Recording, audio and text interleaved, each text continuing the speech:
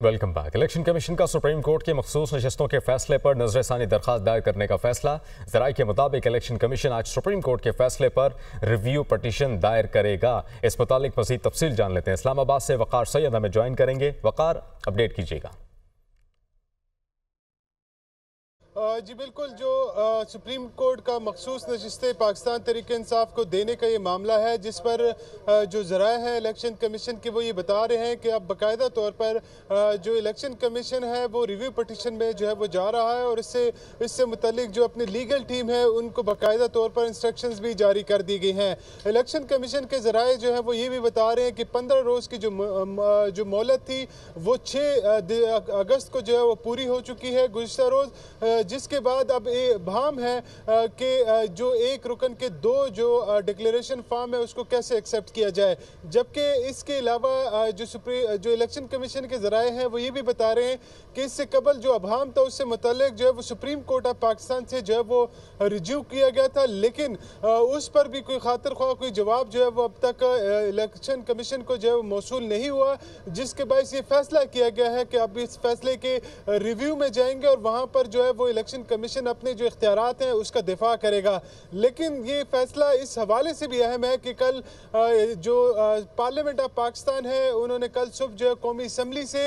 जो election तरमीमी act जिसमें जो रिजर्व सीटें हैं और किसी भी रुकन के डबल डिक्लेरेशन से मुतल्लिक जो है वो जो शिक है उसको अमेंड किया गया था। इसी तरह कल गुज़िश्ता रोज़ शाम को इसकी मंजूरी बाकायदा तौर पर सेनेट ऑफ पाकिस्तान से भी ली गई। यूँ अब वो सिर्फ सदर मुमलिकत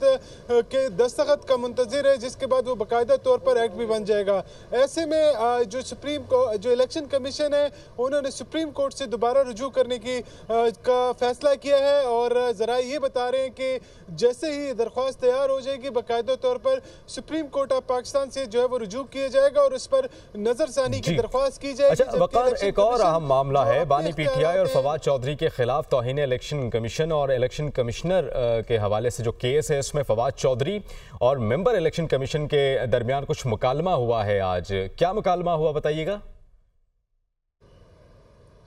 जी बिल्कुल, बानी पीटीआई और फवाद चौधरी के खिलाफ ये तौहीन इलेक्शन कमीशन का केस था, जिसमें फवाद चौधरी खुद जो है वो पेश हुए, जबकि जो उनके वकील थे फैसल चौधरी, उनकी जानिब से कहा गया कि जो बानी पीटीआई हैं उनके वकील जो है वो हाई कोर्ट में मसरूफ़ है, जिसके बायस वो नहीं आ सकते। फैसल चौधरी जो वकील हैं फवाद चौधरी के, उनकी जानिब से कहा गया कि आपके जो चार्ज फ्रेम यानी फर्द जुर्म आयद करने का जो फैसला है वो इस्लामाबाद हाई कोर्ट जो है वो मुअत्तल कर चुकी है। फवाद चौधरी के केस में ये फैसला जो है वो मुअत्तल किया गया है, जो बानी पीटीआई पर भी इसकी इम्प्लीमेंट होता है, जिस पर जो मेंबर इलेक्शन कमीशन है उनकी जानिब से कहा गया कि हम इस पर दोबारा चार्ज फ्रेम करते हैं, जिस पर फवाद चौधरी की जानिब से कहा गया कि आप इसमें मजीद वक्त जो है वो ले लें, लेकिन ये ना करें और इलेक्शन कमीशन 2-4 फैसले करके अपने साख जो है वो बचा सकता है। जिस पर जो मेंबर इलेक्शन कमीशन है उनकी जानिब से कहा गया कि जिस वक्त आप ये बात कर रहे होते तो उस वक्त आपके जज्बात बहुत ऊपर थे, तमाम अब ये जो आपने क्या ये सोचा था कि जो मैं कह रहा हूँ इसके असरात क्या होंगे, जिस पर फवाद चौधरी की जानिब से दोबारा कहा गया कि वो जो है वो इस मामले पर जो है माजरत करते हैं और माजरत से ही अपनी बात का आगाज करते हैं। लेकिन इलेक्शन कमीशन को अपनी साख ऊपर करने के लिए जो है 2-4 जो है वो फैसले करने पड़ेंगे, जिसके बाद इलेक्शन कमीशन ने फवाद चौधरी को मजीद जो जवाब जमा कराने की जो है वो मोहलत भी दे दी और उसके बाद केस की समाअत जो है वो 4 सितंबर तक मुलतवी कर दी। इसकी समाअत 4 सितंबर तक मुलतवी। बहुत शुक्रिया वकार।